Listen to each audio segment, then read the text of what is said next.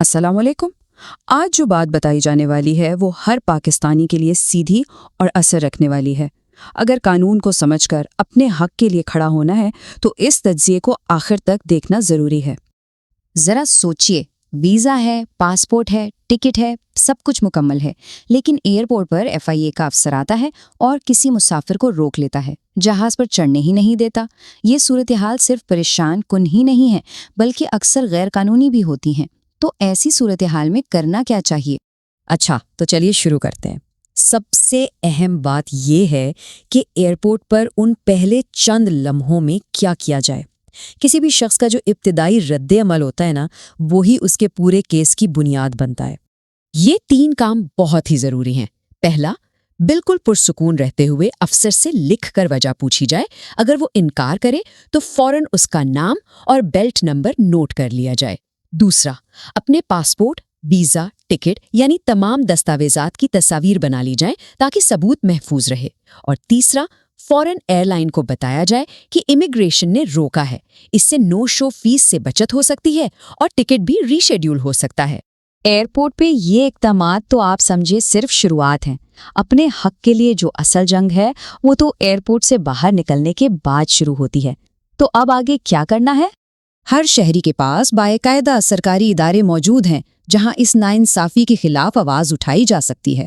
خاموش بیٹھنا تو کوئی آپشن ہی نہیں ہے۔ آپ براہ راست FIA کے شکایتی سیل یا پھر وزارت داخلہ میں درخواست دے سکتے ہیں، جو FIA کا نگران ادارہ ہے۔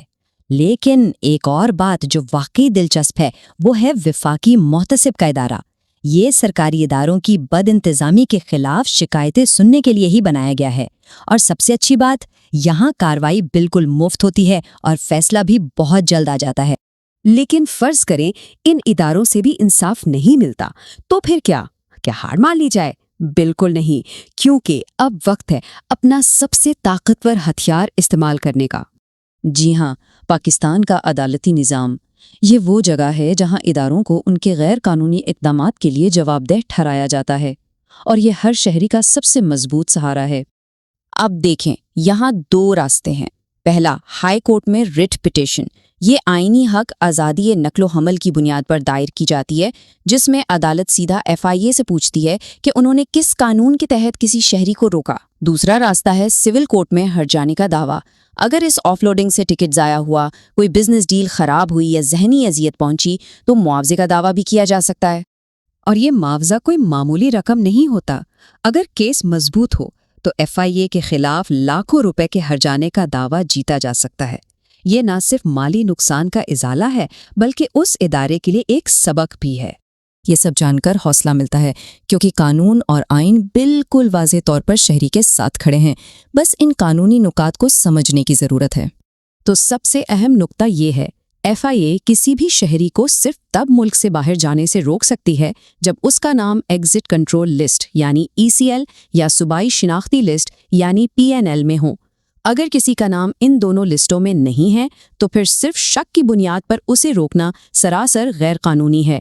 اور یہ صرف ہماری بات نہیں ہے، پاکستان کی سب سے بڑی عدالت سپریم کورٹ بار بار یہ واضح کر چکی ہے کہ نقل و حمل کی آزادی ایک بنیادی حق ہے اور کسی بھی شہری کو بغیر کسی ٹھوس قانونی وجہ کے اس حق سے محروم نہیں کیا جا سکتا۔ تو اس ساری معلومات کا خلاصہ کیا ہے؟ اور اگر کسی کے ساتھ ایسا ہو جائے تو سب سے پہلا اور سب سے فوری قدم کیا ہونا چاہیے؟ سب سے پہلا اور مؤثر قدم ہے ایک وکیل کے ذریعے DG FIA کو ایک باقاعدہ قانونی نوٹس بھجوانا۔ یہ نوٹس نہ صرف کیس کو سرکاری ریکارڈ پر لاتا ہے بلکہ یہ اس بات کو بھی یقینی بناتا ہے کہ مستقبل میں دوبارہ غیر قانونی طور پر ہراساں نہ کیا جائے۔ تو ختمی سوال یہی ہے، کیا سفر کے آئینی حق کا دفاع کرنے کے لیے تیاری مکمل ہے؟ علم ہی طاقت ہے اور آج اس طاقت کو حاصل کیا گیا ہے۔ اگر آپ چاہتے ہیں کہ عوامی قانون پر ایسی ہی سیدھی اور کھلی بات ہوتی رہے تو عوامی قانون YouTube چینل کو سبسکرائب کریں، اس تجزیے کو لائک کریں تاکہ یہ پیغام اور لوگوں تک پہنچے، اور کامنٹس میں اپنی رائے کا اظہار کریں کہ اس مسئلے پر کیا سوچتے ہیں اور اگلا موضوع کیا ہونا چاہیے۔